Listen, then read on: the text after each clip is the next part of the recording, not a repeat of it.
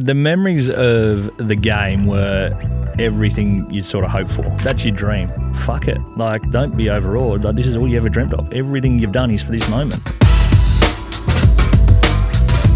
paddock was a safe fun zone. The home bit was like, fuck, what are we walking into today? Really? For a lot of time, I didn't. Almost out of embarrassment. It's not an easy thing to accept and have known about you or your family. Monday Night Football, round 1, 2006. The dream is to one day do that.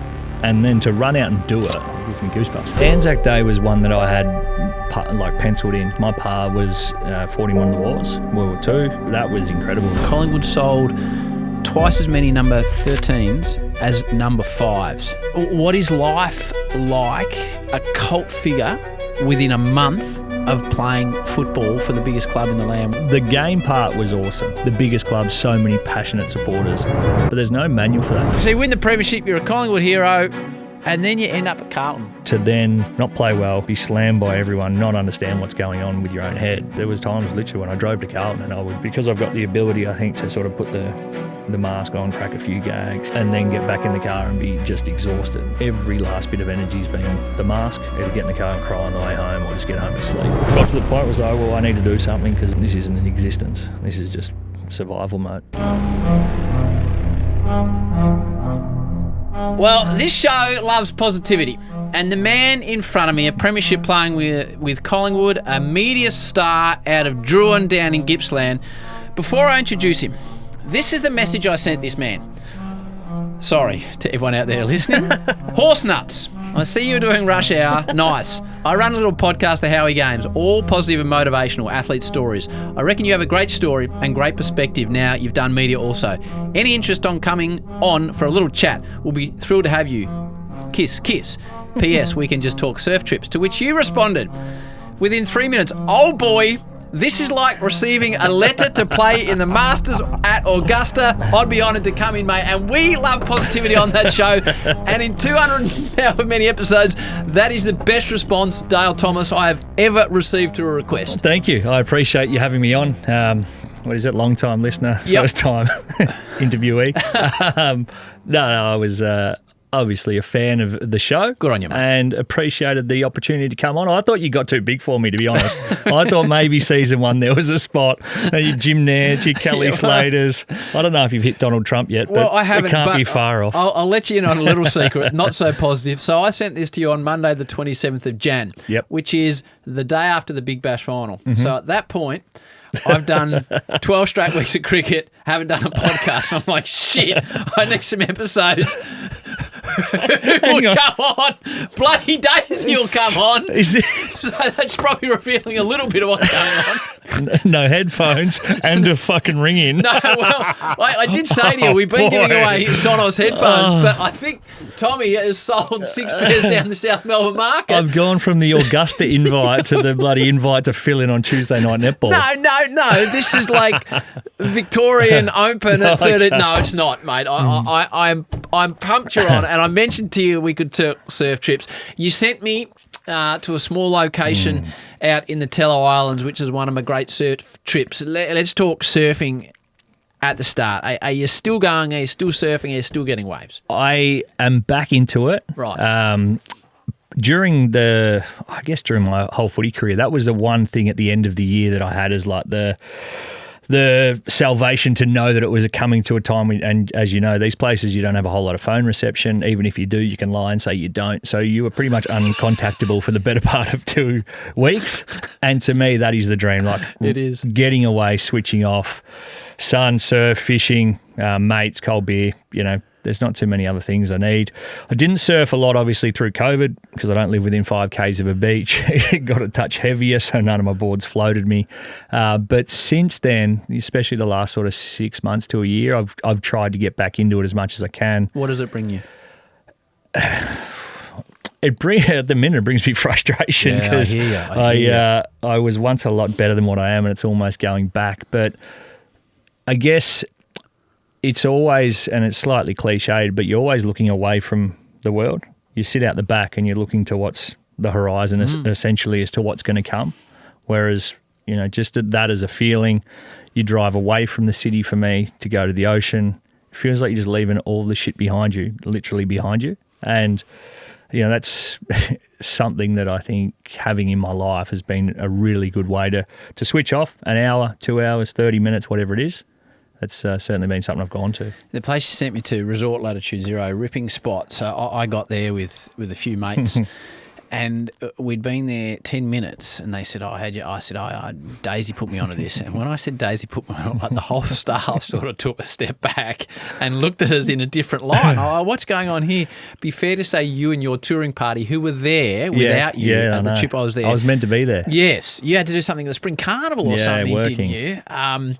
They are legends on this island for their surfing, but also their... we say, ability to embrace life and enjoy themselves. Well, again, so in a day and age where you can't have a footy, or you can have a footy trip, but you run the risk of getting in trouble. Being in the middle of nowhere, having a good time. We play soccer with the locals. They were a lot more skilled than us, but we just literally go the shoulder and try and bowl them over.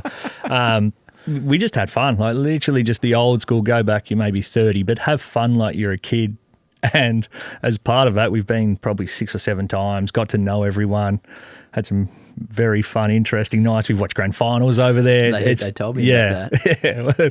And again, probably trouble we found ourselves in that we can't go too deep into. I was surprised, though, that because on the last 2 trips I've done, the great man from the West, Nat Fife, has come, and we were on this island, right? As you know, it's the middle of nowhere.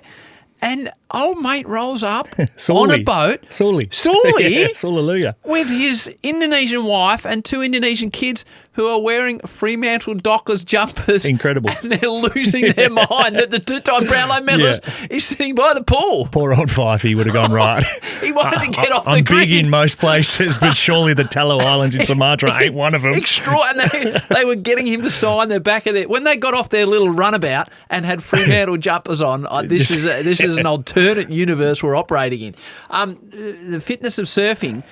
I do follow you on social media. I don't know, you could tell me the period because you're looking in good shape. You've been running a lot. Yeah. What is this about and why have you brought this into your world after a career where you were paid and made to run? Effectively, well, one, to try and lose some kegs. As I said, I'm sure we'll touch on it. COVID, it was a blowout period. You either survived or thrived, and I was purely in the survival state there. Yep. But my knees, my ankle, one in particular, was pretty shit, well documented through football, was pretty good. When I came out, arguably the end of my career was the best my body had been for a long time. But then to get back into running, I'd try 2Ks through gritted teeth, it was not fun. And then also the understanding that you can stop. You're not running for time. You're not running to do a program. You're running to, lose weight, but try and enjoy it. Dave Hughes got me onto some medicinal marijuana. I'm not sure if we're allowed to talk about My this. word you are. Yeah, so My word you are. Andrew Johns came on here and talked about he had oils. Yep. And he went from hardly being able to surf or walk to surfing every day and kicking the footy with his son every day with no pain. Yeah, well, that's a similar thing. So I still had the big anti-inflammatories, the naproxen, 500 milligrams. Yeah. The Panadine Ford or an Endone or something because if I went for a 2K run, my ankle would be the size of a cricket ball, could hardly sleep because the bones have rubbed on each other. So it's just that bone pain, that really dense pain. And then I'd wake up the next day and hobble and just rinse, repeat this stuff. And I tried it purely for that. Slept like a kitten, no inflammation, no pain. It took away the pain overnight, but then there was no inflammation the next day. So I was back to brand new and I could run again. And when you couldn't, and when you retired, and we'll get to all this, but when you can't go for a 2K run due to the job you've done, do you get to a point and ever think, oh shit, was that worth it? Or because of the experiences you'd had, it was like, this is just what comes with this job? Yeah, part and parcel is sort of the way I've looked at it. As you know, there's not too many things, and actually maybe no things that I actually regret. Everything is sort of part of where I am now and who I am, and that's how we're all made up of these little pieces. So the fact that I got to play football for long enough to have sore ankles rather than finish at 20 and still be able to run at 35 is probably a decent trade-off. I'm not sure if you have many psychologists or psychiatrists listen to this, but that could be something that they'd like to pull apart. Yeah. But in my mind, that's sort of how you justify, this is it. And if jogging's the worst thing that you can't do, I can still play golf, I can still surf. It's not too bad compared to some of the other people you see leave the game with fused ankles or whatever it may be. So footy, when does it first enter your life? Being a Druin boy, so you're up in Gippsland, not too far away from where I grew up. Where's footy in your world? Is it everything? It was eventually. The Vermazens, who I went to a small primary school, Druin South Primary School, these kids had a soccer ball. And, being a young prep kid, all right, if we're playing soccer, we're playing soccer. Yeah. My granddad, or my grandpa, he played a bit of footy for Melbourne under 19s or something. He was quite a good player back in the day. What was he to you, grandpa, granddad? What was he? He was mum's dad. Right. And I rocked up one time and asked for a soccer ball. Not happy. Well, he did it, but had the soccer ball and then had the football next to it. So I was like, here you go. I better have this one too. Okay. Well done, Pa. So that's the way, and that's as early as probably 5 or 6 in terms of recollection. I did Vic kick back then. Yeah. You are old. I am old, and this is another thing that I've really struggled with and have only just come to terms with. We can talk about that. Continue about Vic kick, then we'll talk about age. Yeah, so Vic kick, loved it. Can't remember if I was any good, but loved it. And then played under 12s out at a small town called Hallora. Right. It is a small joint. Yeah. And so playing for who? The Hallora Kangaroos. The Kangaroos, yeah. Right. So is that the first team you would have played First for? team. And I got game time, so I think I was 8. And under 12, so the kids, it went on age as to how much game time you got. And I lined up, registration night. I had no idea at 8 years old what my date of birth was, so I just copied the kid in front. He happened to be 11, so I got minutes. and then it turned out I was okay. He's a little prick for 11, but we'll give him a run. He has a go. Right. And that was it, yeah. So from there, I played there for 3 seasons and just loved it. Just everything was football. And who were your heroes growing up as a kid famous for, one of the most famous names in football, Ablett? That was me. Was it? Number 5 on the back, long sleeve. Gazza. I still remember being around that age, maybe younger, going into the local butcher in Druin, and the butcher's wife, and again, this is before Druin became sort of urban sprawl, she gave me an almighty dressing down. Why would you wear that? He used to come in and terrorise and break our letterbox off, and I'm sitting there going, I couldn't give a shit, love. You seen him taking us? So the Ablett name in Druin, they from all reports had a fair reputation for doing a lot, not just on the football field. But yeah, that was Gary Ablett Senior. I had the Cool Cats tape, the Ablett One Great Year or One Great Season, whatever it is, and that was Saturday morning, play into the paddock, try and emulate, back in, switch the VCR, back out there till literally sundown, and that was it, rinse, repeat. I was talking about this with my 13-year-old yesterday. We were taking our dog for a walk, and I gave him a theory that I think everybody is elite at something, but it's a matter of finding what you're elite at. And I was asking him, what does he think naturally comes to him that he sees in his mates it doesn't? And he was asking me vice versa. So at what stage or age did you, not those around you, but did you realise, actually, I'm a fair bit better at footy than most people here?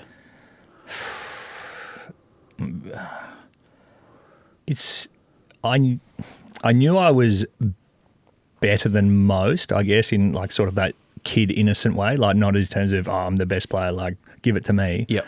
But sort of under 12s playing in grand finals. And I think there was an article written in the Warragul Gazette that called me Boy Wonder. No. Like you think you've still got it? Well, I think my nana had it, but I could take the piss pretty much. Like right. I was small, but I'd run around blokes, handball it to myself, bounces. And that was half the fun. It wasn't really till it started to get serious when you're trying to make rep teams that you go, okay, This is, if I want to continue like this, need to continue to get better, but I must be at some sort of level already. Did you have, springing to mind, like a dominant junior game or games? Most of them. What type of bags are we talking here? Nothing ridiculous, but midfield, I always played up age groups, which was fun. And I think I was literally 15, maybe even younger when I played senior footy. Did you? And I'm still not sure why Mum let me do that. But so you played for Druin? For Druin against Warragul. I think I must have been 14 or 15. So that's a serious competition. Yeah. And got the living suitcase kicked out of me. Did you? Oh, bloody oath. Did you? Yeah, between Kilcunda Bass, they beat the shit out of me one game. Because, again, playing on ball against men. Yeah. Like, if they tackle you, you stay tackled. And then if they fall on you, they fall on you. And then if they swing an arm, it generally hits you. Yeah, my word. So, but I just love footy. What was that like? I played, as a kid, I played cricket with men, and we'd go to Ryan's Hotel in Traralgon, and I was allowed in the pub at 14, but I had to sit in the corner and have a lemonade. What was the footy club rooms like? Pretty cruisy, yeah. Right. Again, like footy clubs, and I think I knew a lot of them, obviously, because we'd played, I'd been below them when they played under 18s or whatever it was, but they were very conscious of looking after me to some extent. So, Mum took the faith that the boys would look after me, which they did on a lot of occasions, and never got badly hurt, got the odd tag and a couple of punches behind the ball or something like that, which is hard to fathom as a 16-year-old when you're getting clipped by a 40-year-old, but, it's just all part of it, and that's what I almost loved about it, the challenge of, for a long time, being small, but, the bigger they are, the quicker you run around them. If they catch you, you're cooked. Well, we'll get to your first game, which I was watching, because you're smaller than that. Might get you whack the headphones on. I just want to play you something. You spoke recently on the Rush Hour that I listened back to, and I wanted to ask you about, but it's up to you what you want to talk about your dad. Yeah. But I've been doing a project that's done and dusted by this comes out, funnily enough, with a teammate of yours, Scott Pendlebury, and about what he's done to play 400-plus games. And as part of that, we had a chat to a few externals. One was Mick Malthouse. Now, Mick was talking about the fact that Scott comes into a football club, all he needs is a coach. He just needs a coach. Now, I think without putting words in Mick's mouth, I think possibly you're his favourite player that he's ever coached. And he was so effusive in his praise with you. But this is what he said. So he said Scott came in, he knew what he wanted to do, he just needed a coach. This is what he said about you. What I try to do with players is allow them to be what they want it to be. And by that I'm saying, and I'll use Daisy as an example, he needed a fatherly figure because he wanted one. You don't go out of your way. Let me tell you, do not go out of your way as a coach to be that. Your first priority is to coach the player to be the best he possibly can for himself, his teammates, the club, supporters, and the parents or siblings or carers to be very proud of him. It's a holistic approach. They just need to have the space to be the type of people they want to be. So I was listening to that, and that didn't go to air because we were talking about Scotty, but he said you arrived at the footy club and you needed a father-type figure. What does that mean to you? Well, it's spot on. And I guess you get to, the discussions of Mick and I and why, I was so loyal to him and why everyone loved him so much was, for a lot of us, he was that figure, not just to me, but for others. But for me in particular, and, I will go back through it because, a lot of the people may not have heard what I said. No, they won't have. My old man was around until I reckon I was about 12 or 13. What was his name? Robert. Rob. Yeah, Rob Thomas, not the one from... Matchbox 20. No, I didn't think he was. Good. Can't sing. Out of drawing. And, there's a weird sense that, and at the time you don't realise it, but your dad's meant to be a hero. Mm. And, thankfully I had a mum who filled that role unbelievably. But I didn't realise that until I middle teens, whatever it was, and sort of the day he left when I was 12, 13 was one of the happier days internally that I think I felt because it was so volatile at home. Do you remember him leaving? Not in like a pack up the bags and gone, just, it just faded out. But it was a good thing in your world. But it was, and to me it was. I was, thinking, Christ, well, there's not the volatility of coming home and knowing what's going to happen. What would happen? Look, it's my mum, my sister and I. My sister, and thankfully, the old man really didn't go near. And a lot of the time I'd try and defend mum. He was violent. He was an alcoholic. And a lot of the times in doing so, I'd, get thrown around. I'd get clipped. I'd get shoved around, sworn at, shit thrown at. Trying to defend your mum. Just trying to stick up for mum. I'm really sorry to hear that. Yeah. I wasn't aware of that. I did speak to her last week about saying, are you happy for me to say this? Because for a lot of time I didn't, almost out of embarrassment for myself, and it's not an easy thing to accept and have known about you or your family. But so that was, and a lot of time that's why I was in the paddocks kicking footies. Home was not, the paddock was a safe fun zone. The home bit was like, fuck, what are we walking into today? Really? And that sort of 11, 12-year-old period where I got a bit bigger and a bit stronger and could actually sort of half defend myself, I think was a lot of the reason as to why, the old man sort of started to piss off. And so the relief that he was gone, but then the struggles of mum having to drive my sister, who was a really top-level netballer, to one side. I then had to, be going to play rep football. All this now on one income, although the old man wasn't earning a heap. So it's almost the strain that it put on everyone. Selfishly it was like, fuck, thank God. And then it was like, oh, one thing's gone, another thing's sort of created. So mum did an unbelievable job of raising us to be mostly protected by that and hidden from it. And a childhood is like that. It seemed as normal as possible in terms of she'd always find a way to get us to where we were going. Footy boots might have been 2 years old, but they were never, falling apart. And it didn't help that I got so many kicks, so that sort of wore through the leather quicker.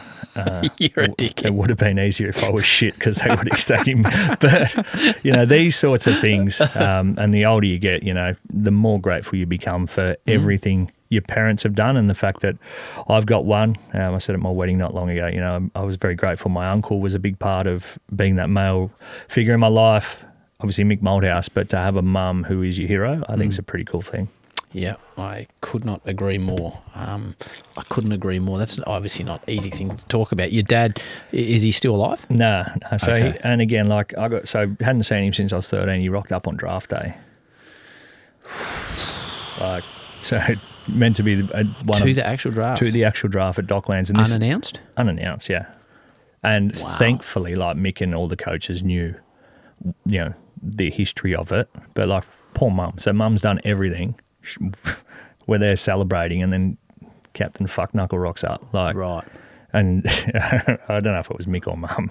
So I just said, don't belt him. Just don't belt him. Right. So I had to stand there and get photos. Came to a book opening one time. I just really tried to then reinsert. And then he passed away of pancreatic cancer. I think I was about 21. So there was no... I didn't go to the funeral. Right. There was no chat at any stage about why? No. Didn't ask him? No. So how does that... you're a dad now, which knowing you, I would imagine, as well as being a husband, is the most important job you would view in your life, I would imagine. How does growing up like that affect you as a person, as a father, as a husband, as a general dude?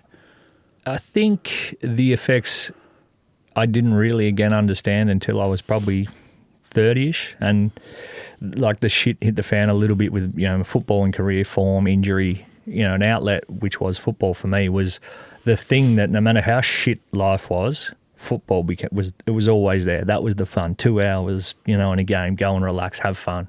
An hour at training, go and be, yourself, have fun. When that became almost part of the problem, and that's part of the big wheel of shit that comes together, there was... the harder I tried, the more injured I got, the worse I was playing, all these things. And then you sort of chuck in childhood trauma around it. You end up in a pretty dark place. Thankfully, the AFL and the AFLPA have counsellors you can go and see. So I started to do that. And these, talking about this now, there's no way me at 25 would have said a word. So for someone listening... we've privileged a lot of people listen to this over the years. For someone that's listening that is... it's been a positive for you to talk? Yeah. It's just a weight off my shoulders. And again, people, the actual process of going to see somebody, I remember how embarrassed I was. This lady was probably 65. What were you embarrassed about? I'd sit there and I'd sob. This is the other thing, I don't reckon I cried more than twice from the age of 13 to 20. I had this fucking me against the world. This is, how things are great. I'm going here and good luck, get my way. Don't care. What's, broken arm, don't care. There's nothing that I was seeing could be thrown at me that was going to be any worse. So the barrier was up. Don't worry about it. And as we know, emotions are what makes us, regulate and act in certain ways and act like normal people, if you put the normal in quotation marks. But to sit there and cry in front of a 65-year-old who, it's fine, 40 minutes, didn't say a word, just sob, booked back in, 30 minutes, and then to start to talk about it, the relief of sharing things that do sit in you, like people talk about the weight of a situation or the weight of something, it literally felt as if that was starting to be lifted. And in doing so, it was like, okay, so I don't need to, put this wall up. I don't need to, it's okay to be this way. It's okay to do that. Shit, this is why you feel this way. So working through all of that, if anybody, and again, I said this, if anyone's struggling at all, just reach out to, and especially a professional, because they ask the right questions. It's subtle. They poke in the right spot. You say shit you probably weren't wanting to, and then you feel better for it. So through your experiences in relation to that, if there's, are you taught tools? And if you are taught tools, what would be the most valuable takeaway you've learnt from talking to professionals about dealing with stuff that's happened in your life? The biggest takeaway I've got is talking like this. Okay. Is talking about it. Do you come in here and think, oh, is he going to ask me about this? Because I have a surface level understanding. Yeah. All of a sudden you've taken it very deep. Do you come in here thinking, right, I'm just going to be completely open, or how am I going to approach this, or take it as I see it? Because obviously a lot of people are going to hear this. Yeah, no, and that's part of the expressing it, the working on it, and then understanding that, one, it's a lot more normal than you think, which is somewhat terrifying in the same breath. It is. But the fact that I've got to a place now, and I'm fortunate that I have a platform where I can speak about this. A lot of people put athletes up on the pedestal, fuck, his life must be perfect. You look at the Instagram, he plays golf 3 times a week. He surfs in the off season. He's at the MCG. There's 90,000. He's he's living the dream. Yep. Especially when you're playing. You're getting paid well. All this shit. So to then be able to come out and say, hey, I'm like a lot of people. I have my good days. I have my bad days. This is what happened in my upbringing that sort of caused a lot of this. And I said on the rush hour, I finished with saying, if you're in a position and this doesn't affect you, terrific, couldn't be happier. And that's so genuine.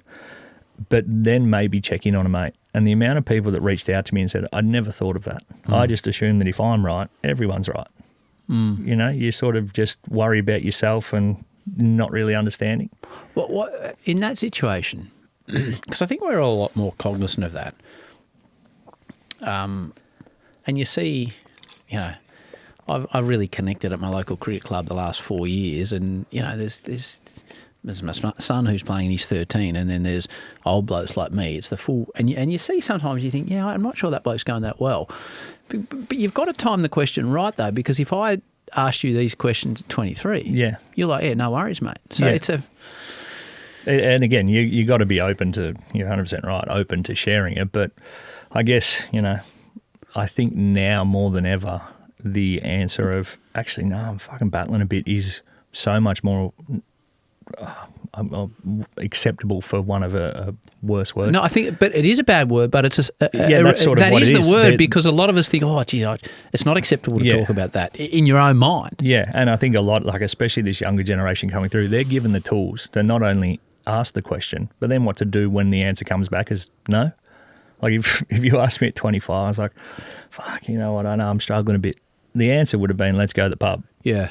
We go have 6 schooners, head to a nightclub, wake up the next day, and nothing's been fixed. If anything, it's got worse. Yeah, yeah. But it's parked for a little bit. At least these kids now, which is a good thing, are armed and equipped with the tools and the readiness to put their hand up at times and say, this is it. This is how I feel. I think, though, what worries me in our role and the role you play now is we go and watch player X on a Friday night and he doesn't play well. And I do relate to what they cop in social media, because when you're commentating the game, you do as well. Feedback comes from everywhere. Yeah, feedback comes especially from everywhere. When you're as big as you are. I think it's a really tough one in the industry, because there's the old, if you're out on the ground, you're set to play. Yeah. With in relation to injury, physical injury. Well, he had an ankle issue, he didn't go well, but he was good enough to get out there. Yeah. So it worries me that the depth of criticism now, not through social media as well, but just through us in traditional media, that we can direct people's way. Because as special comments, you only can base it on what you're seeing, but it does concern me that we don't know what they're living. Yeah. Because there'll be others that are living all sorts of experiences away from football that's affecting what they're doing on a Saturday. Yeah. Well, the player one, like, there's vast expressions from different people with microphones as to what's happening. I've openly put my hand up and said I'll be taking the player's position on everything. Yep. Because in my time, especially the sort of tough times at Carlton, I wish there was somebody who would have said, hey, you know what, give the kid a break. His ankle's held together by a fishing line and a couple of screws. This is going to take a little bit of time. He's still good enough to be out there. Your expectation may be a touch higher. Speak to the football club, still serving a role. So that's, again, the opportunity I have with a microphone in front of me to bring some sort of perspective to. He's not just, he's rolled out, he's 100% because he said he is. That's not it.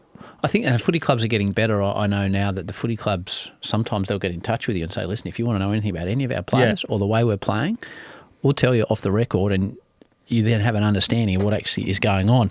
So you're a kid from Druin, your old man comes to the draft. I want to show you, this is your first game. So you get picked up number 2. Yeah, had to wait a while. Your Mark Murphy was 1. He's a pretty good player. Xavier Ellis, premiership player at the Hawks.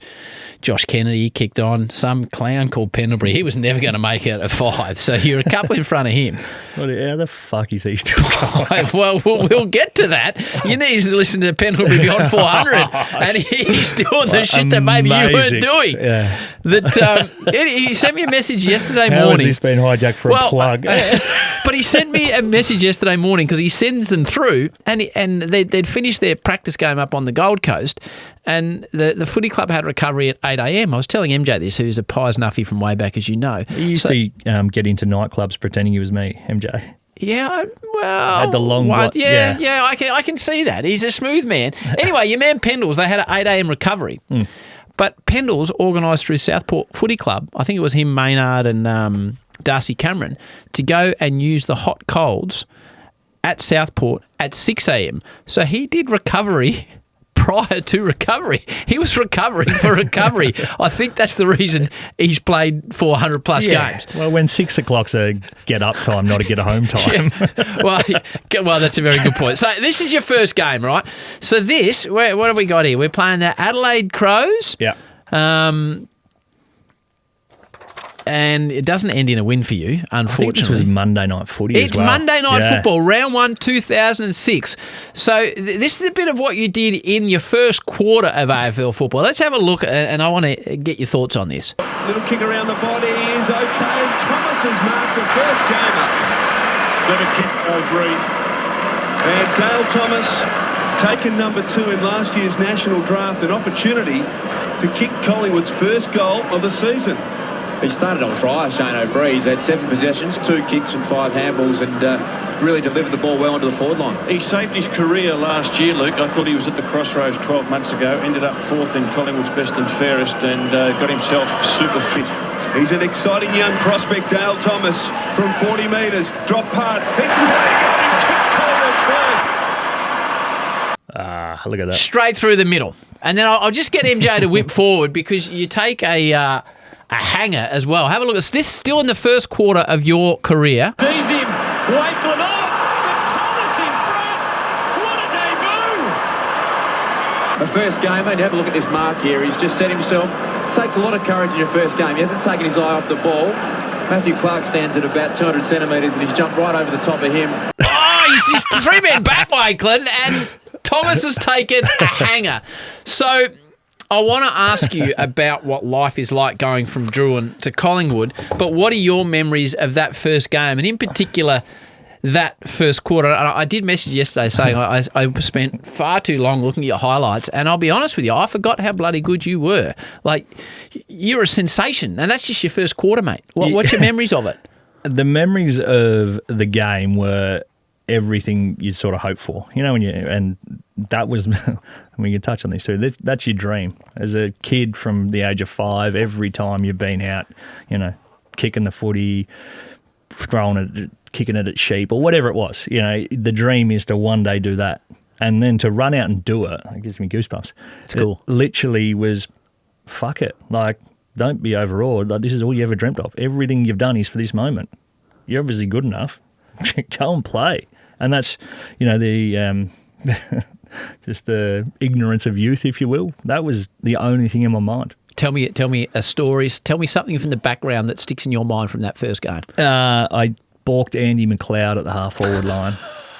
That's confidence. Andy McLeod. Slightly just put the head down. I still remember broadcast wing heading to the left of screen and took a bounce and was like hell-bent on getting around him. And I saw him coming and I just thought, right, if I drop the hammer here and pretend I'm going to go straight, he's going to try and then just got inside him. And I remember Alan Richardson, he was our development coach at the time. He's like, yeah.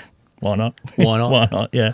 Andrew McLeod, fairly decent player. So 18-year-old, played 50 minutes of footy. Why not? So you start like that, and because you're playing at Collingwood, and I want to ask you about what it is like being a Collingwood player, but I'll get MJ to pull up. So Anzac Day, this is your 4th game. 2006, 2 goals, 12 disposals. You got nominated for mark and goal of the year. I think we'll whack the headphones. I think this is your mark. Here we go. Who's that over? Who's that? 12. Walsh? Walsh, yeah. Oh, Andrew Walsh. Andrew Walsh. Welsh. He's a good bow and heads boy, yeah. He's worth more than all of us put together. So, this is their 4th game. You've been playing for Druin and Gippsland Power. You're probably playing in front of, 300 people? Well, max. On a good day? What is these experiences like? Anzac Day was one that I had penciled in. Like, as round 1 was the goal, then roll on. But my pa was fought in one of the wars, World War II, through New Guinea and Rabor. And he only had daughters, my mum and my auntie, and he didn't speak or share any of his stories about war or anything with them. I was the only one in the family that he would sort of talk about, which, my mum thought was great, but also slightly annoying. Yes. So to be on a day which is as much about, and probably more so about, the Anzacs and the respects that we pay, that was incredible. Like, that last post with all of that sort of going around my head, like, it went from this is the greatest thing of all time to, geez, imagine, 18 years of age, imagine going and jump into a war. Imagine going to serve your country, running off a beach and getting shot at. Like, fuck that. Yeah, which your coach was big on, yeah? Yeah, he was. But, I'm sitting there on the MCG, there's 100,000 people. And that's the opportunity afforded to me because of people like my pa. Again, fuck it. Go and enjoy it. What's the alternative's pretty fucking grim. Yeah. Go and play, kid. And that's what I did. So you're playing like that. I read something here. It was on the Collingwood website. So in that first year, that I outsold Nathan Buckley's jumper for the first time ever. Well, 2-1. Yeah. So in the 2006 season, Collingwood sold twice as many number 13s as number 5s. So, and we'll get to where we first met because that's coming up here, which we'll both laugh about. People won't understand, but you and I have discussed it many a time. What is life like? To describe the craziness of being a cult figure within a month of playing football for the biggest club in the land when you've come from a very small country town and you're kicking the ball to a sheep, as you described. The game part was awesome. So, like, the crowd, that's the thing you've always wanted. I didn't realise the extra stuff that came with it in terms of going down the street to, do your shopping or whatever it was. And Collingwood, as we said, the biggest club, so many passionate supporters, but there's no manual for that. Nobody really gives you any heads up, and they may now. A lot of these kids, there's a lot more training going through, but there's no real way to deal with almost instant fame. And it's weird. Like, it was bizarre. I'd talk to people, and I've said this many times, in the street for 5-10 minutes, because in Druin, if somebody stopped me, there was a loose link that they knew me or they knew mum or my sister. I'm spending like an hour just to get into the shopping centre because I'm giving Barry from Bairnsdale a chat, and then and it was like, oh, I don't actually know these people. So that took a lot of getting used to, and at times, I was the face of the Tomo's Team 13, the junior membership. Again, unbelievable, awesome, but there's expectation and pressure that comes with that probably isn't given anywhere enough, I guess, credit. And when it gets to the point where I go from Collingwood to Carlton, those things were disappointing as to how you sort of feel like you carry the load a little bit in that department, but they can be brushed over. But in terms of fans, extremely lucky. But you'd be able to see it now in your new role as a football commentator. If we start round 1, which we're 2 weeks away from. Yeah. And there's some skinny kid out of the country with long blonde hair that looks like he's been surfing his whole life, and he kicks 2 in the first term and takes a hanger. Like, you're going to be all over this kid, aren't you? Because this is what we crave in the game, the next star. Yeah.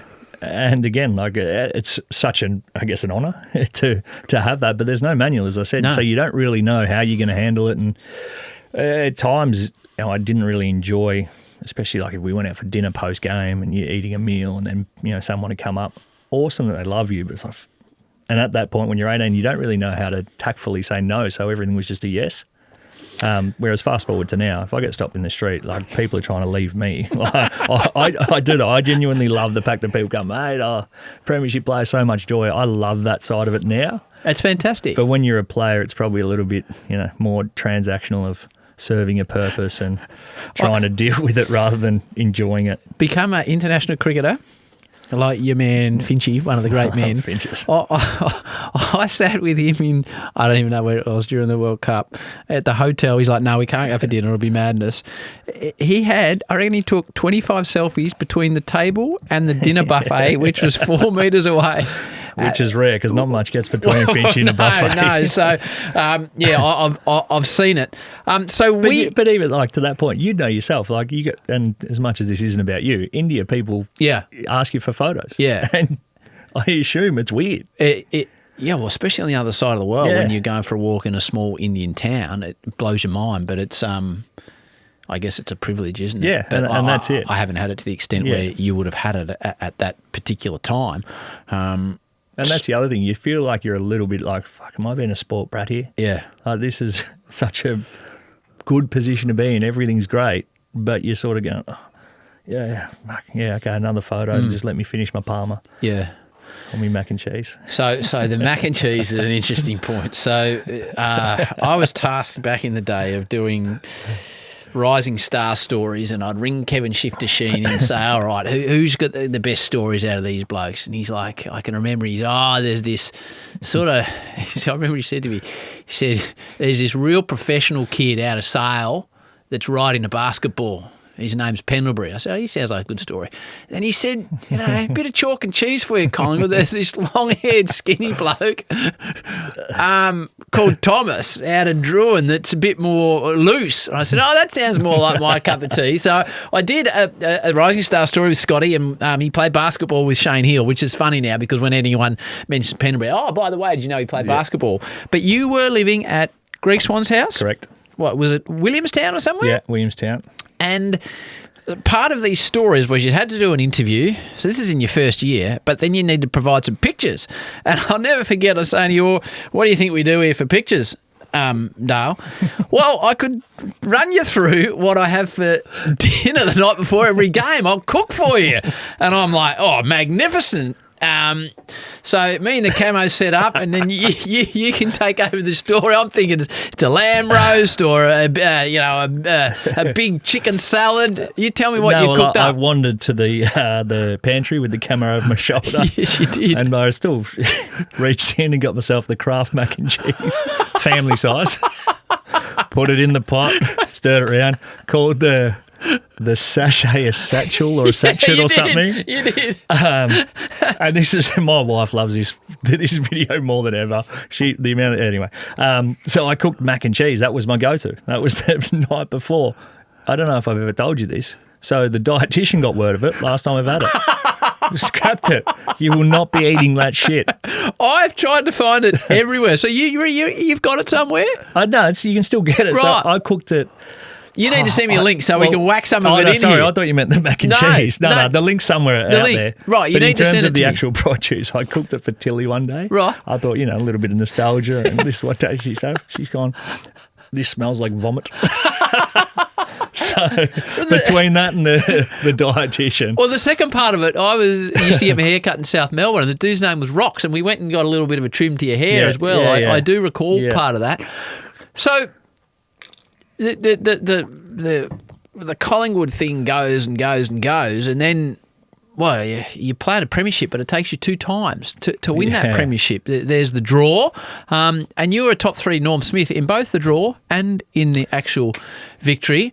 Well, I was rooted, genuinely cooked, and it was, at the time, I was like, I sort of knew we'll come back next week because that's what was happening, but it was weird. The noise, I'm not sure if you were there, it was just murmuring. So there was, I don't know, the whole week in the lead up and, don't play the game before you get there. Everybody does. Yep. You let your mind wander. If we win, how good, come back, no, focus. Shit, if we lose, how bad. Oh, no, we'll win. To sit there and she's 68 apiece at the buzzer and you're going, right. And I remember Maxie, we always joke about this, Mick Maxwell's got the mic on 7 going, we should be bloody playing extra time with them. The boys just rinse him every reunion. Maxie, if that was the case, he'd be a premiership captain only at Williamstown. So we went and did that, and there's a feeling in a sense, and I know this from our group especially, not sure if this is correct within the Saints, but from our perspective, we were as close to ever losing a grand final as you could. That ball sits for Milne. Goal, done. She's done. So we were as close to ever losing a grand final as you could without the emotions attached. The devastation, That's a positive way to look at it, isn't it? Mindset-wise. And from their point of view, they probably felt as if they were stiff. They were as close to winning one as you ever could be without any of that, feeling of ecstasy and, fulfilling a lifelong dream. So we were like, we have dodged one of the biggest bullets here. We watched the tape again, 2 shit inside 50s, all this stuff. And we're like, if we get that right, it shouldn't be an issue. So going into that second game, we had this really ridiculous air of confidence in what we needed to rectify. Not saying that was going to get the result and it wasn't, an overconfidence. It was we didn't play that great and we didn't lose. This is the beauty of it, and our game especially, is that all probably professional sport, what it means to people, and it doesn't matter if you are Eddie Maguire, the president, runs the show, runs the town, or you're knackers who got a ticket from a mate and you're in the, or you're watching it at a pub. Yep. The emotion's the same. The connection, the excitement, the highs and the lows, you ride them as one. It's a great level of this sport, and I know how much, and especially as I said, now I'm retired, how much people say, that day is one of the better days of my life. How great's that? Yeah. And, that was the first time I made Eddie cry, and then when I rang him and said I was going to Carlton, it was the second. So I watched that replay because it was the 2010 Commonwealth Games in Delhi. So we all had to go to Delhi after the grand final. Oh, yeah. And then I'll never forget it. Everything was set up. The technical gurus had it sorted, and we were sitting there it's pretty early in the day in Delhi. And just as the umpire went to bounce the ball to start it, as he's on the downward motion, the picture froze for about a quarter and a half. So I don't know what was going on there. So you win the premiership, you're a Collingwood hero, and then you end up at Carlton. And I read an article by John Ralph, because I was looking back at it. You can't blame Dale Thomas. $3.5 million he was quoting in the paper. What was the most difficult thing, and who was the most difficult conversation you had? The most difficult thing was probably and again, we're talking 2013. Yep. It was still an era where you didn't really air any dirty laundry. There was no real, this is why I'm going, these are the reasons, which I'm grateful and I'm glad that I didn't do it. But, in this day and age where you could have said, hey, this is why. And effectively, the reason that it came to being why was I hurt my ankle, came back, and was rushing back because we were going to play a final, I think it was. We were going to play finals, and I thought, right, I'll try and get back as soon as possible so I can be a part of this team. I think we're better if I play. So I was, in terms of rehab, as much as you could do, and it wasn't 100%. I knew that. I rolled out to Sandringham to play. I had to get through one VFL game. That deck at the time was, half beach, half grass. Probably people from our way wouldn't have run cattle on it. So I rolled my ankle, nothing to do with the surgery I had then had, which was on the inside. Go and get scans. My mate Habdog had to drive me. I still remember this. I had a car at the time that, had to, if you didn't, you could take the keys and it'd still run. So twice he dropped me at the scans. His best bets falls out of his pocket and the car's still running when I come back. And then he went to the pub in between and left the car running for 30 minutes. So that's that. So I'm sort of tossing up like, Jesus, my ankle cooked. What do I do? Had to go see some specialists. One which said, this could be it. You probably, if it doesn't get strength, you're going to have it somewhat fused, and that could be it. And so I went to Sydney, sort of second opinion. And this specialist said, I reckon you've got enough strength. Rehab it, worst case, will cut a bit off your heel, so your foot sits different. Oh. Because it was my right foot, the initial injury was kick the ground on the inside of my toe, if that makes sense. So it put everything on the outside. I just ripped that. So there's two tendons there. One of them was snapped in half and had retracted, and the other one was sort of hanging by a thread. So they fixed them up. Then because they tightened that so much, I ended up blowing the inside out, or whichever, one or the other. Yeah, so I ended up blowing the inside and outside out because the surgery was too overcorrective. Wow. So then the option to cut the heel was fine. That just meant the foot would have sat better. In the end, didn't have either. Just got back to it. But it was the Tuesday, I'm pretty sure, walking into the club, and I got a call from Paul Connors, who was my manager, and he said the deal that I was close to signing, and I think it was 4 years for about 600 with the Pies. So, ballpark, and it was going to be enough to keep me there, was ripped off the table. Off the back of the ankle? Off the back of the ankle. So then the question is, okay, does the mob that I've never played for, haven't won a premiership for, haven't carried and enjoyed the load of being the face of, but, done all that for, are they still keen? And he's like, bloody oath. So there was a little bit of me that's sort of sitting there going, 8 years at this club, I would say better than average service. We'd won a premiership, done the Tomo's team 13, was a hard trainer, and then no thanks. So I was at that point, I was like, right. And then obviously you give the Pies the right to reply, and it came back with, if it happened that I was a Brownlow medalist, I won the Coleman, if I was All-Australian, if I won the club best and fairest, if I won the twos best and fairest, if I won Lotto, I would have got somewhere back to near that contract, which was, to me, it was like, well, I didn't understand, I guess, the politics of it in terms of why they were doing it. And in the end, it was probably smart business because my foot wasn't ideal. But I wasn't comparing apples with apples. And I put it to anyone in my position, whether it be a footballer or absolutely, everyday life. There's no decision. It is a non-decision which I wasn't able to speak about or take it. So I just took the hit, and I just got you dog, you abandoned us, you're money hungry. You got from supporters, from everyone, mate. From your teammates? No, the teammates were obviously more understanding because they knew, and even to the point Eddie, and.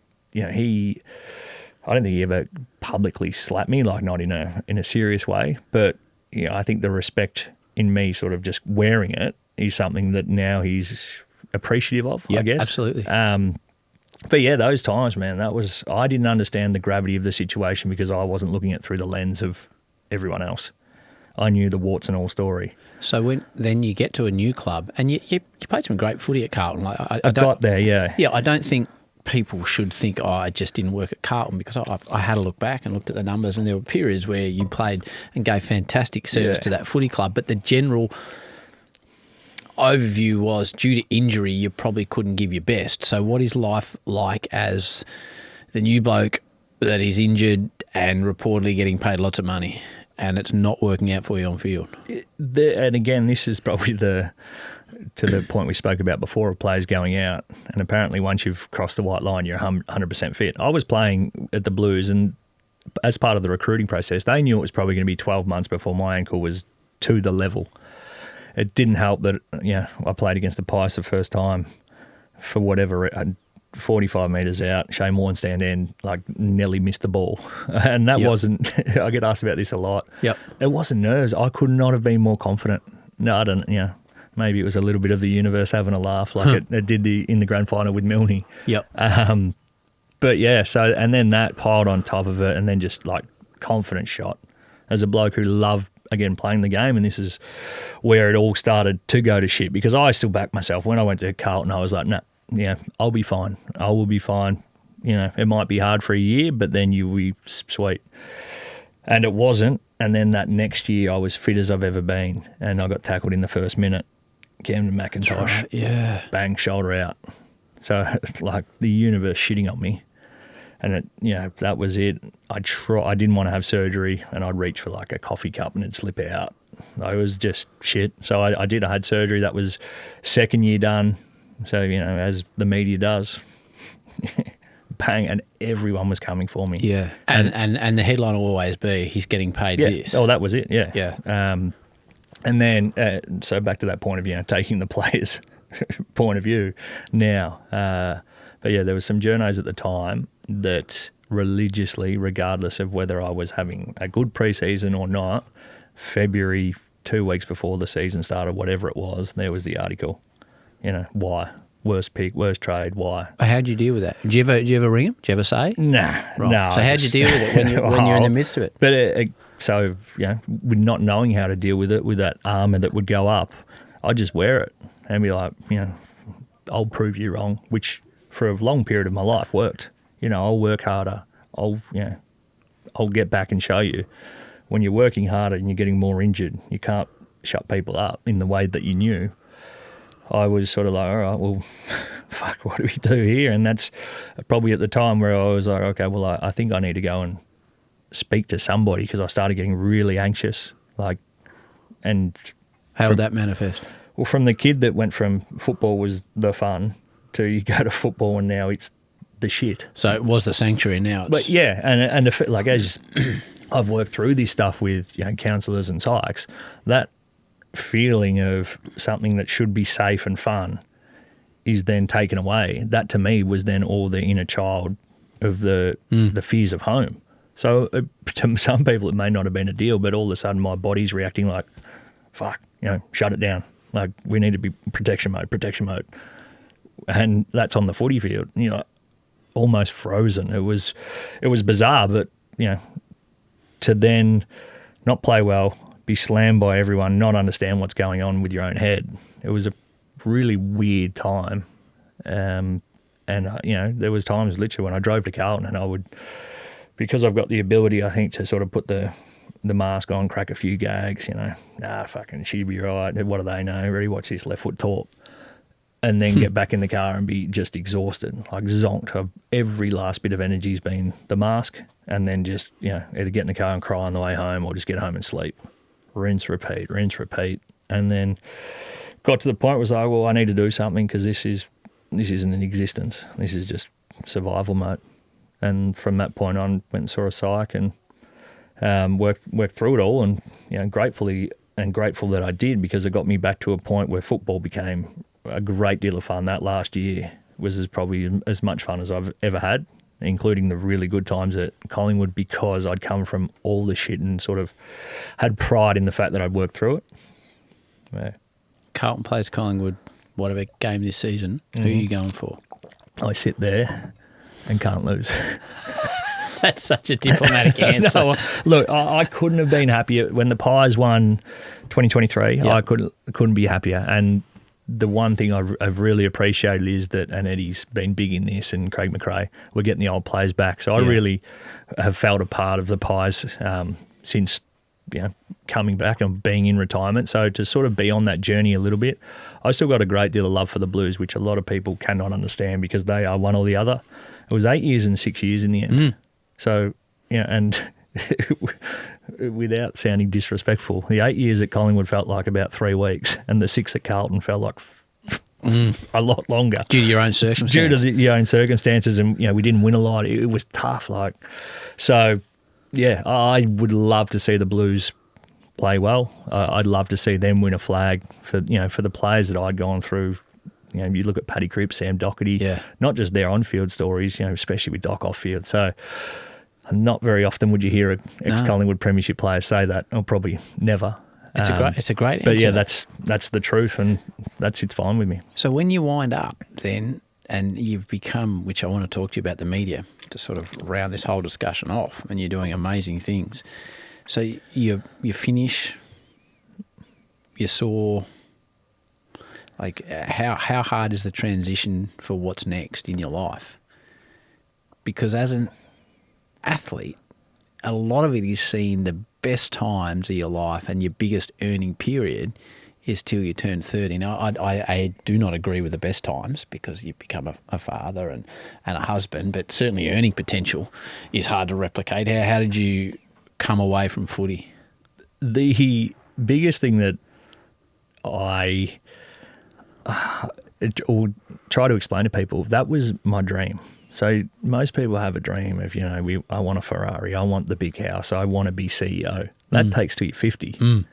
I'm out the door at 31 and all my dreams have happened. So you like the mindset of, what do I do? And steps, I did Celebrity Get Me Out of Here to fill time, but I'd booked a trip. The first time I was going to be able to travel. Natasha, my wife's Italian, we're going to go, everywhere. A mate of mine had cooked for, or a housemate had cooked for Mercedes, his chef. So we're going to do the Monaco GP on them. COVID hit. So all this shit that I was like, had finally got my head around, right, nah, this is, and I didn't regret anything in football. You get moved on, no worries. The time was right. COVID comes and slaps you, and then it's like, and I think everyone was the same, but I had that little bit more of, for 14 years, plus probably the 4 leading in, I've sacrificed everything to be a footballer. I haven't been able to do things. Here's my freedom, and then handbrake. So the excitement of then, I had the job lined up with the M's. That's, we got a round in or something, and that's been pulled. So you sit there going, what the fuck is this? Yeah. And obviously I'm not alone in that. That was the predicament for everyone. But, yeah, that became just such a weird time. And, it's funny because the one industry that did keep going was obviously horse racing. So that's how I ended up with PointsBet, the wagering company, which, again, if you didn't have a job and someone offered you a job in that time. My word. Yeah, and I am, I'm an enthusiast. I like the horses. I like a punt, which is one of the things that any time I speak about mental health, so many people are just quick to go, bang, how can you do that when, this industry can cause problems? And it can. I'm aware of that. I think we all are. But, if that's the way you're going to live your life and I don't get to speak out because I can look after that side of me and that's not an issue, I don't really subscribe to that, But anyway, that's a slight sidetrack. But yeah, COVID was a fucking nightmare. And for everyone, like my daughter went to Perth because they could live for 100 odd days. There was just so much shit going on that. So you weren't seeing your daughter? It wasn't, didn't see her. Like the surfing side of it, couldn't go to the beach. So golf, can't do that. Like every outlet I had and every coping mechanism that I worked on, it was all. And again, this isn't a feel sorry for me. I think we're all in the same boat. But there was nothing to do. You sat at home and either got to midday and watched 15 movies and had a can, or there's only so many Zoom puzzles you could do and all this bullshit that we tried to do. So some people thrived, I think I said it earlier, and then there was others who were survived, and I was well in the survival camp, not certainly thriving. My 13-year-old son was talking to me about COVID yesterday. Actually, it was Saturday. We went surfing, and he's like, "Oh, Dad, remember COVID?" He was in probably grade 5. I said, "Yeah, it wasn't much good, mate." He said, "It wasn't too bad." I said, "Why is that?" He said, "Well, remember I'd do my schoolwork and I'd finish by about 10, and then none of the people from Melbourne could come surfing, and we'd just go surfing all day." Yeah. He said, "It wasn't actually that bad." I was like, "Yeah, there was a bit of other stuff going on as well, mate." But hey, how... we're about to launch into a season here, which is going to be fascinating, with you with 7 and Triple M, and me with Fox and Triple M, and it'll be built up as competitive, etc., which is beyond you and I, and I'll get to your man Cornsey in a moment. But at 7, from the outside looking in, you were a fair way down the pecking order. And you were doing a bit of sort of colour stuff and a bit of funny guy stuff, for want of a better term, which I appreciate. That's what I used to do on the news. And then all of a sudden, you became a main specials man on the main matches. What do you reckon you were doing that allowed you to elevate so quickly to now where you are a very, very valued member of the top echelon of the 7 team? I appreciate that. I don't like being bad at things. You know, the professional athlete in me says, if I'm coming in, I want to be the best. And not in an arrogant way that I'm going to jump over bodies, but I'm going to prepare in a manner that gives me the best opportunity when that opportunity presents to take it and to show your full skills. And I was doing that with the M's, you know, and it's a lot easier on radio because you can look at your notes and you can refer back to. And if you get it wrong, no one knows except the punters in the ground. And again, this is sort of the thing that and I love the M's, and obviously this is in no way meant to sound rude or in any way other taken. But for all the good stuff you do, if you call the player the wrong name, you know, that's the clip. Correct. You know, and that's the beauty of the thing. You provide a great product. It's fun. It's lighthearted. It's entertainment with a little bit of footy, you know, around it. Whereas getting the opportunity at 7, which came from knocking down the door, and thankfully Sally from TGI or whatever they are now, or TLA, whichever way. One of the great women. Yeah. I was like, Sal, please, give me the opportunity, because she, I guess, had seen, because I'd swapped agents, she had seen the passion that I had for wanting to be the other side of the microphone, you know, talking about the game, not asking about it. And the boundary riding stuff, I did it, but the enjoyment level wasn't really there. I'm not a journalist, so asking questions was, you know, get off, go. It's the hardest job in football too, because you're so disassociated from the rest of the commentary team, physically, like the works. Yeah, and thankfully, I got a couple of opportunities and it went well. And again, I was ready. I'd done all the work, the prep, the preview, everything, you know, until the opportunity. People are, you know, the overnight sensation that took 5 years behind the scenes. So I appreciated the fact that people enjoyed the analytical side of what I know. I really enjoyed that as a player. The tactics, what happens here, why does that happen, and then the explaining it. And that was probably, again, everything happening for a reason. My time at the Blues was a lot about sort of taking a situation and then sort of explaining it in a manner which could be consumed by a kid 18 out of the TAC Cup. Yep. Which is not too dissimilar to what you do when you're trying to explain it to a live audience. So to sort of have that, the ability to do that, I think helped me initially. And then from there it was, you know, picking people's minds, yourself. We've had chats about it. And this is, again, why this is such a great industry. And when you talk about Fox V7 and the beat up, it effectively, everyone's happy to help in any way, shape or form. Yeah, you know, absolutely. I spent an hour with Bruce McAvaney. He called me mum and was like, that might have been the coolest hour of my life. Yeah. JB's, you know, giving me all these little tidbits and, you know, advice here, BT the same.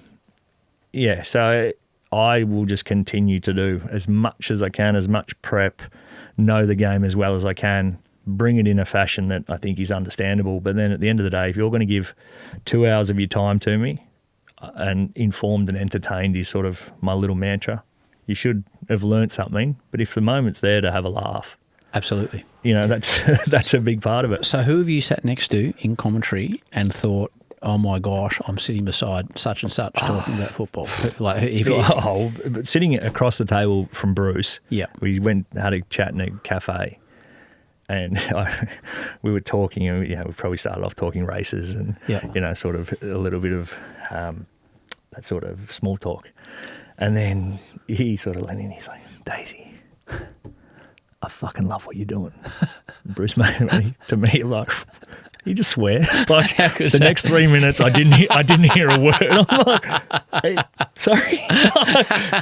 Like, you know what I mean? Yeah, like, I do. It is, you know, the best, you know, professional, every word's eloquent. And then he dropped an F-bomb. Oh, boy. But that sort of stuff, covering grand finals, just all these opportunities to still be involved in the game. Yep. To talk to players, it's a wonderful position to be in. I don't take it for granted, and I work as hard on it as I possibly can. It is a job. It is, I'm not here to be a part of it. I want to be one of the better analysts in the game, and that's just the way I've approached it. Your man Kane Corns sat in this very studio. How was he? He was absolutely fantastic. I enjoyed it thoroughly. He came in and Tommy was here and he sat down and I started to give him as I did to you and every other guest, about listen, if I ask you anything that makes you feel uncomfortable or if you answered, let me know, we'll chop it out. I got a word into that. Now listen, Kane, I just want to, he's like, before you say anything, you just ask me whatever you want. It's going to be way better content. I want you to, so he started telling me how to do my podcast 210 episodes in. But that I thoroughly enjoyed 2 hours with him. So what I didn't enjoy was the final in Sydney last year when we were in the football rooms. Yes. And you and Das were talking about a blow-up that Kane had with someone at work. And then he rang in and... You got real weird about it. Yeah, I did. People told me it was captivating radio. Weird is one word of describing it. I hated it. I didn't enjoy the conversation. I didn't enjoy the light it portrayed any of us in, Kane included, or any of us. But that's just the way I view the world. But now you're going to sit there. You're doing a show with him, eh? What's it called? The Corn and Daisy show? What is it? Agenda Setters on Agenda Tuesday. Setters. And is Hutchie involved in this as well? I think he's... Okay, so... I'm not sure in what sort of... Okay, so by the time this goes to air... But even that Triple M stuff, and again... Yeah, I hated that. But to me, this is all sort of part of... and the Corn, you have to appreciate. Well, he rang in. He was listening and rang in but to fire he knew shots. It was gonna, he knew we were at some point going to go with it because he'd told a couple of the boys not to, and I'd taken that as, right, this is sort of a free little runway in here that was going to be entertaining and get a response at some point regardless. So there's the entertainment value. The fact he ran in live, I think most of us were like, holy shit, what's happened? And yes. So... to me, that's more entertainment. And it was, I understand it was fantastic radio. A lot, and again, this is my, nothing really is personal. No. Unless you go personal, which I think at the start he probably, if he had his time again, would have, in terms of saying, get up early, watch the footy, your employer shouldn't pay you. That sort of stuff, I took exception to that and went back. This sort of back and forth is, that's the stuff outside the fence that I feel people are like, oh, that was interesting. I know they do. There's no doubt about that. So how's it going to go when you sit there? I think it'll be great. Right. I think we both get to unapologetically be ourselves, and we'll agree on things. It's not going to be like the whole time we sit there and bicker. Like that's just not how the industry works and how anything will work. We'll agree on some things, and if we don't, we'll have an opportunity to sit there in front of 2 cameras with a microphone and debate it to a passionate level. He's clearly got his views over here and the way he sees the game and alike. Perfect. I've got my views. I'm not saying one way is right or the other, but I'll express what I think about a certain situation in a manner that I believe and wholeheartedly, and he'll get the chance to do the same, which again is it's entertainment. You will get views from things from 2 completely different games. He was a tagger, played a lot of football. I was bums on seats. We viewed the world very differently from a very long time. We always finish this podcast the same way, Daisy. Yep. That you've had tremendous success in 2 fields now, one in sport and now another in media, which you're only going to get bigger and better at. And you've already set a really high bar. For all those that are listening out there, youngsters, mainly youngsters that want to achieve success in their field, and I always use different examples, let's say whether they want to be scientists, lacrosse players, or the world's best electrician, what advice would you give to them? What advice would I give to them?